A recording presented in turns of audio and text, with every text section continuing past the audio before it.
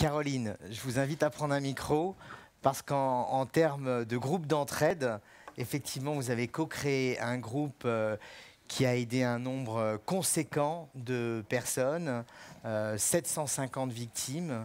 Avec une analogie, vous m'avez fait comprendre, avec le trouble psychique, puisque ce sont des personnes victimes de stress post-traumatique, donc avec plein de complications que vous allez bien sûr nous expliquer. Et donc ce groupe d'entraide, vous l'avez créé sous la forme d'un groupe fermé sur Facebook. Alors, tout est parti à la base d'un message qui a été publié par Maureen Roussel, qui est la personne avec qui on a cofondé l'association. Maureen a eu le courage qui nous a tant fait défaut de sortir de l'anonymat pour réussir à mobiliser autour d'elle des personnes qui cherchaient à retrouver des gens qui avaient vécu le même traumatisme qu'elle, pour pouvoir échanger, en parler, se soutenir et surtout ne pas se sentir seule. Donc moi, je l'ai rejoint le jour même ou le lendemain de son appel et je lui ai dit je vais t'aider parce que je crois que tu viens de mettre en place un truc qui va te dépasser. Et effectivement, ça nous a très très rapidement dépassé. Enfin, on est passé de une dizaine de personnes à 100, puis 200, puis 300, puis 750. Donc ça a rythmé vraiment notre quotidien. Au début, en fait, c'était donc un groupe de parole qui permettait à chacun de refaire le puzzle. Alors moi, je prends souvent cette image-là, mais en fait, le 13 novembre, ou dans le cadre d'un accident ou d'un événement traumatique, chaque personne est une pièce du puzzle. Chaque personne a une mémoire très spécifique, qui peut être visuelle, auditive, sensorielle, et va avoir des blancs à combler sur ce qui s'est passé au moment du drame. Et donc, en étant réunis, ça permet de reconstruire une histoire collective, de pouvoir raconter ce qui s'est passé, de rédiger le récit, de pouvoir s'en emparer, et du coup de pouvoir faire en sorte de dédramatiser en quelque sorte l'événement, parce qu'on se rend compte que souvent le cerveau est capable d'imaginer encore pire que le pire de ce qu'on a vécu. Donc du coup, ce groupe d'entraide, il a été là pour ça à la base. Très rapidement, au mois de décembre, on s'est rendu compte qu'un groupe de parole ne suffisait pas, qu'il y avait en fait aussi des choses à faire entendre au niveau des pouvoirs publics, à défendre, notamment sur la reconnaissance de la blessure psychique en tant que vraie blessure physique. Donc du coup, on a créé une association, loi 1901, au tout début janvier 2016. Et donc, on a travaillé sur ces deux plans, c'est-à-dire à la fois sur l'aspect vraiment numérique, au niveau du forum, de cette famille qu'on animait, qu'on tenait informée, à laquelle on répondait en permanence, et puis de cette association physique, entre guillemets, sur laquelle, du coup, ça nous permettait, nous, d'être reconnus en tant qu'acteurs réels, quoi, et donc de pouvoir intervenir derrière. Alors là encore, pour reparler un peu de l'anonymat, ça a eu quand même un effet très pervers, puisque vous avez eu maille à partir avec de fausses victimes. Alors, qui avancent masquées. Oui, bien sûr. Toute la problématique des réseaux sociaux, c'est qu'effectivement, n'importe qui peut se cacher derrière n'importe quel profil, en fait.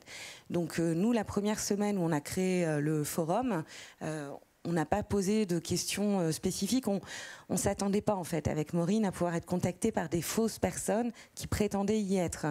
Ça nous paraissait complètement aberrant. Et puis, moi, je suis journaliste à la base, et je me suis dit à un moment donné, on va quand même faire des vérifications, parce qu'il y a peut-être des journalistes qui vont essayer de s'infiltrer dans les réseaux pour obtenir des témoignages bien bruts, bien sanglants. Et donc, en fait, c'est comme ça qu'on a mis en place des vérifications. Mais trop tard, le mal était déjà fait. Et on a eu chez nous 9 fausses victimes qui ont été démasquées, qui se sont servies en fait du témoignage des personnes, qui les ont rencontrées physiquement, qui se sont vraiment impliquées dans leur vie privée, dans leur vie professionnelle aussi, qui ont énormément manipulé les gens pour pouvoir toucher de l'argent, et puis aussi avoir une reconnaissance, parce qu'il y a vraiment aussi cette problématique qui se pose par rapport à un événement national comme celui qui a été les attentats du 13 novembre.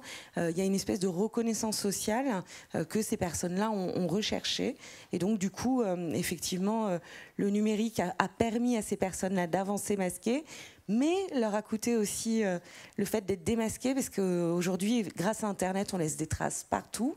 Et j'adore mener des enquêtes depuis toute petite. Ça doit être mon côté Tom et Julie des Intrépides, je pense. Donc voilà, mais du coup, ça m'a permis de démasquer un certain nombre d'entre elles, parce qu'elles laissaient des traces, en fait, bêtement, entre guillemets, mais qui nous ont servi à démasquer tout ça. Allez, au-delà, on va continuer dans les aspects négatifs de l'outil numérique. Vous en avez listé plusieurs, comme les disputes, les problèmes de modération, les rapports entre victimes. Enfin, je vous laisse nous donner quelques détails. En fait, quand vous gérez un forum, vous devenez un peu parent du jour au lendemain de 750 enfants. De 750 enfants qui hurlent, qui décident de jeter leur nourriture par-dessus la tête, de machin. Enfin, donc il faut cadrer.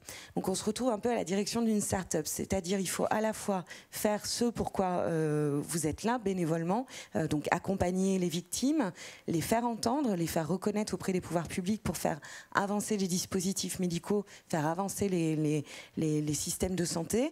En même temps... Et de ce point de vue-là, je vous coupe juste un instant, l'outil numérique vous a permis quand même, vous me disiez, d'automatiser un peu les procédures, parce que vous aviez affaire, me disiez-vous, à 12 nationalités différentes, et notamment vous avez traduit en anglais, entre autres, etc. Alors, effectivement, enfin... l'intérêt du numérique pour nous a été le fait qu'on s'est vite rendu compte qu'il n'y avait pas que des Français qui avaient été touchés le 13 novembre. Il y avait donc effectivement 12 nationalités étrangères. Donc l'outil Google Traduction nous a permis notamment de pouvoir communiquer assez facilement et assez rapidement. Moi étant complètement nulle en anglais, je ne vous cache pas que ça m'a bien aidé. Donc du coup, ça nous a permis effectivement de pouvoir échanger, de pouvoir très rapidement les orienter par rapport à leur prise en charge à eux, dont ils dépendaient avec les ministères des Affaires étrangères et compagnie. Donc ça, c'était très bien. Après, ça nous a permis aussi de lutter contre l'exclusion, non pas du tout, enfin le fait que les gens habitent loin, qui n'habitent pas forcément à Paris, qui peuvent être en campagne aussi, donc ça nous a permis d'être en permanence en communication avec ces gens-là. Nous, on a établi qu'on a dû éviter une bonne 50aine de suicides en l'espace de 2 ans, parce qu'on répondait toujours présent, mais le fait d'être là du lundi au dimanche, de ne jamais fermer, entre guillemets, votre ligne, d'être toujours accessible et compagnie, j'ai essayé de le faire comprendre au pouvoir public. J'aurais dit, on est bénévole, on a aussi vécu le traumatisme, en fait, on se substitue à votre boulot d'État, et moi, je ne peux pas dire aux victimes, écoutez, les horaires, c'est de 8h du matin à 18h le soir. Quand quelqu'un a un craquage à 2h du matin parce qu'il a un flashback, il y a tout qui lui remonte, il a besoin de communiquer à ce moment-là. Donc cette instantanéité, elle est super parce qu'elle a permis de lutter contre l'isolement, de lutter contre le fait que les gens plonger encore plus profondément dans la dépression, et en même temps, ce côté instantanéité pour les personnes qui se sont investies dans l'association a été extrêmement fatigant, quoi. Parce que du coup, on baignait là-dedans en permanence. Je donne souvent cet exemple pour faire rire, mais quand je donnais des interviews, je posais toujours mon portable sur la table en cas d'urgence, et je voyais les journalistes qui me regardaient avec des yeux comme ça, parce qu'au bout d'une demi-heure d'interview, j'avais entre 150 et 300 notifications de messages de victimes, les pouvoirs publics, de machin, de trucs, mon répondeur, Messenger, WhatsApp, enfin, et c'est la folie, quoi. Et donc il me fallait quasiment 1 heure derrière pour rattraper mon retard qui s'amplifiait parce qu'en rattrapant mon retard, je reprenais du retard, et en fait on devient fou. Donc moi, l'aspect de l'addiction aux réseaux sociaux, j'ai senti aussi ce côté un peu retour de bâton, sincèrement, parce que en fait je me retrouvais 24 heures sur 24 rivée à mon téléphone, et j'avais mon compagnon qui vivait sa vie à côté de moi, qui était là genre allô, bonjour, et j'étais vraiment dans mon monde, quoi. Donc le fait d'arrêter a été très bien, je pense, à un moment donné.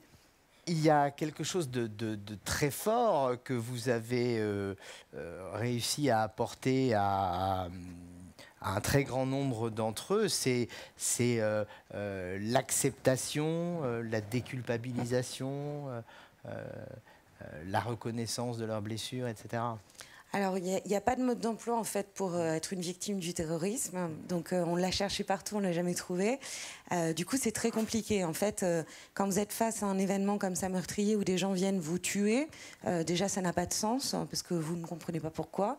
Vous représentez quelque chose qui est l'État, mais du coup, c'est un peu bizarre. Et donc, derrière, quand vous sortez vivant, vous avez tendance à vous dire, et les gens ont tendance à vous dire, que vous avez de la chance. Alors, tout est relatif. Oui, j'ai de la chance d'être sortie vivante, de ne pas avoir été blessée, mais j'ai quand même peu de chance, enfin pas beaucoup de chance par rapport à quelqu'un qui ne l'a pas vécu. Donc voilà, on s'est retrouvé en fait très rapidement avec des gens qui étaient dans la non-acceptation de leur statut de victime et donc qui du coup n'entamaient pas leur démarche, n'entamaient pas leur suivi psychologique notamment et étaient dans un espèce de marasme ambiant. Donc nous, la première chose qu'on faisait quand les personnes arrivaient, qu'elles soient blessées physiques, famille de victimes endeuillées ou victimes, c'était leur faire accepter le statut qu'elles avaient, leur faire accepter l'événement, en fait, leur dire c'est pas de ta faute, tu as des droits, leur mettre en place les droits et à partir du moment où ça démarre, leur dire tu es victime mais tu n'es pas que ça. Tu n'es pas que ça, et les sortir de ce statut-là pour éviter qu'il y ait une espèce de survictimisation qui démarre, parce que ça, on l'a vu malheureusement avec pas mal de personnes au sein des adhérents. Il y a aussi cette construction après sociale qui peut se mettre en place de je ne suis que l'événement, je ne suis que mon traumatisme, je ne suis que mon handicap, et ça, il faut absolument lutter contre. Les gens restent ce qu'ils sont, avec une histoire particulière, mais ils sont autre chose que l'événement en tant que tel, quoi. Il y a une autre vertu que vous m'avez signalée, c'est la possibilité de sonder, notamment pour organiser des événements commémoratifs. Alors effectivement, l'intérêt du temps réel, c'est que bon, c'est très fatigant et vous avez tout le temps des gens qui répondent, mais en même temps, quand vous voulez avoir l'avis des personnes, vous pouvez l'avoir très rapidement. Donc par exemple, quand on organisait un événement ou quand on avait une réunion importante avec les ministères et qu'on avait besoin de savoir combien de personnes avaient reçu leur prise en charge de la sécurité sociale, combien ne l'avaient pas reçu, il nous suffisait d'utiliser l'outil sondage de Facebook et très rapidement, en l'espace de quelques heures, on avait entre 200 et 700 réponses de gens, donc on arrivait avec des choses concrètes en disant bon bah voilà, on a tant de personnes qui ont répondu sur tant d'adhérents, il y a quand même un problème de dispositif puisque les gens n'ont pas reçu leur attestation, et en fait c'était vachement bien, quoi.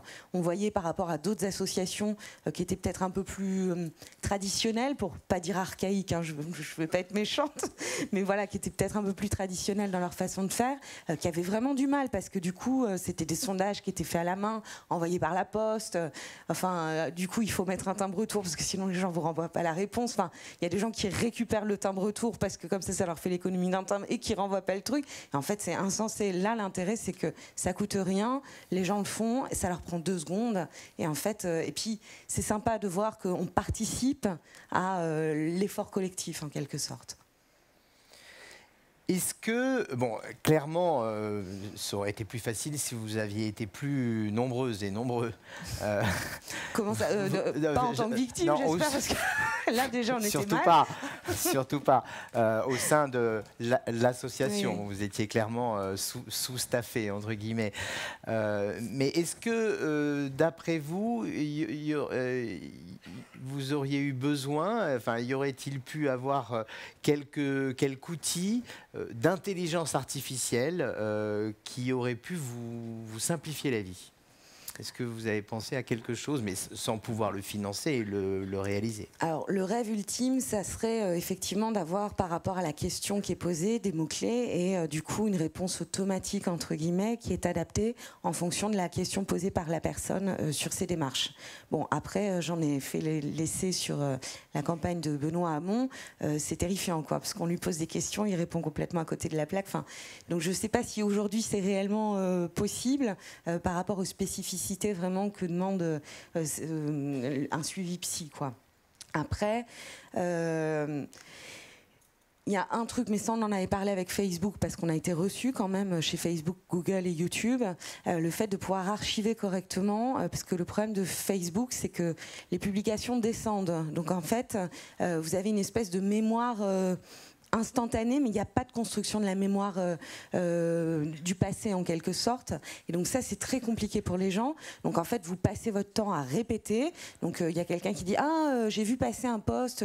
Donc au lieu de faire une recherche dans la barre de recherche, il vous demande. Donc c'est vous qui faites un up sur un truc qui date d'il y a 3 mois, 6 mois, 1 an. Et en fait, c'est infernal. Donc avoir une espèce de bibliothèque numérique dans laquelle on pourrait ranger l'ensemble des publications par thématique avec des hashtags et compagnie, ça serait vraiment super. Ça permettrait de gagner du temps, ça permettrait de ne pas perdre en permanence l'ensemble des publications et ça permettrait de construire la mémoire. Et je sais que nous, sur les problématiques de traumatisme psychique, la mémoire, c'est hyper important. Donc ça serait bien qu'on puisse la construire numériquement aussi. Merci beaucoup.